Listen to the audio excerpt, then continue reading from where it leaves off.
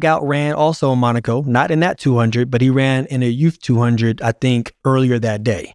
I didn't like that happened that way, but I think he kind of did that because he probably wouldn't have got a preferable lane in that heat. He wasn't going to get a lane. He probably prefers like 5, 6, 7, 8, or 9 or one of those lanes. His agent couldn't negotiate it, so he's like, look, we're just running another race.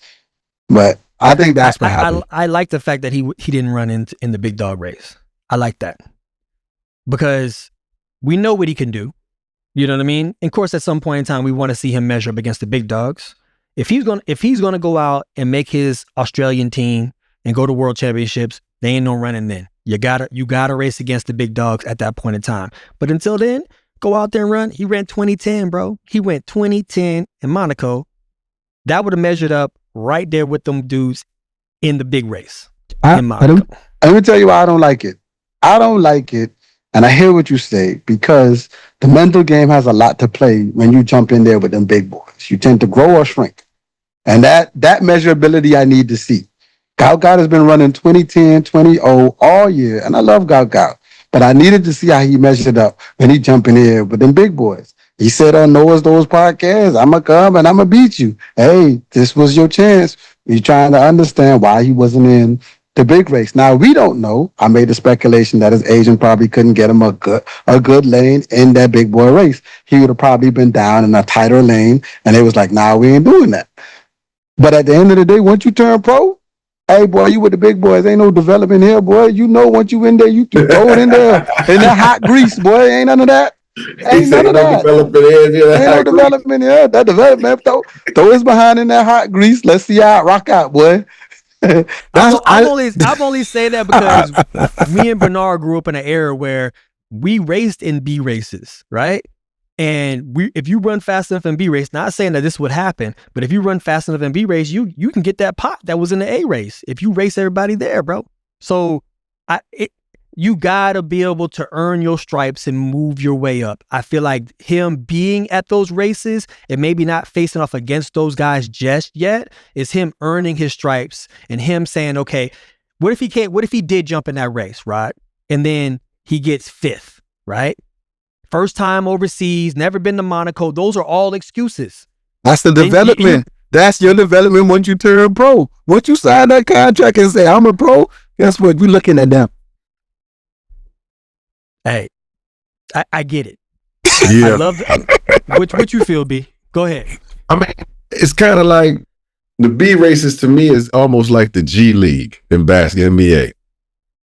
Like, you know what I'm saying? Like, the G League helps athletes develop. Now, all of them nice, obviously, because they've been drafted top draft picks, you know what I mean?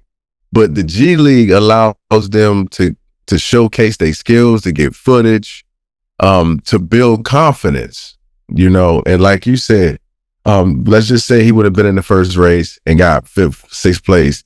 And that can mess with your confidence. But every rookie has been through an ass whooping and was like, yo, I gotta get my shit together. Even Usain Bolt.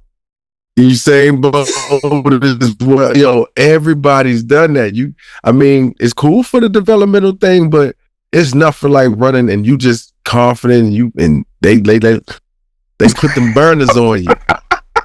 And you see the ass and elbows.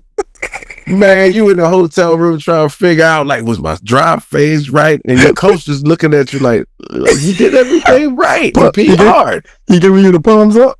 The palms up. Right. The palms up. Don't worry about it. It's going to be all right. And you don't even come out your hotel room. Listen, if your coach give you the palms up, you got your ass whooped. I don't know, man. Yeah, and so I think a good ass whooping is always good. Is a good. Everybody should get that, but not saying he's not going to get it. But I just remember guys getting in the B race not because they was because it's just loaded with people who have better PRs, and that's what I think happened. No, listen, bro. That's what I think happened. This is something we agree on. This is something that me and you agree on, Rod.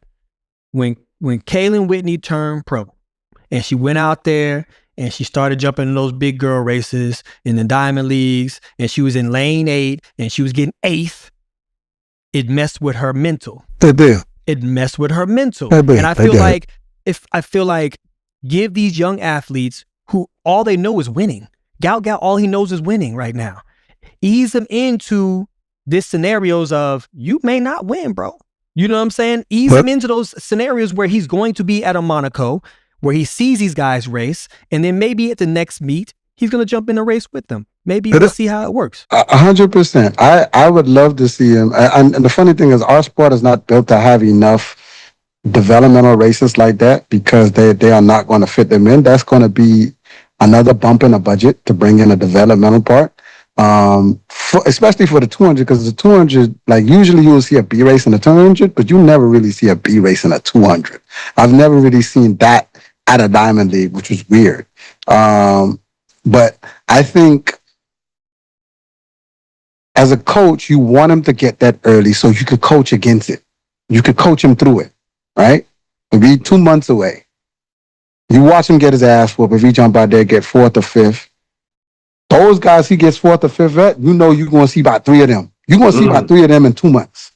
So now it gives me the ability to coach against them. If you're used to winning all the time, and I give you this L early, I got 2 months to coach you through another L and develop in another race if we see them again, to get you ready for what we're going to be facing in 2 months. That's my only thing. But by holding them back for right now, it being in a pro league, I don't think it's healthy for his mental. I think he needs to get that ass whooping early. Listen, Justin, you said you got your ass kicked all over Europe in 2004 before you got to the Olympics. I had no choice, but that's what I'm saying. There were a lot more B races when we first came on the scene. 100%. But you getting your ass for your ass getting totaled like that built you for the moment in 2004. Pause.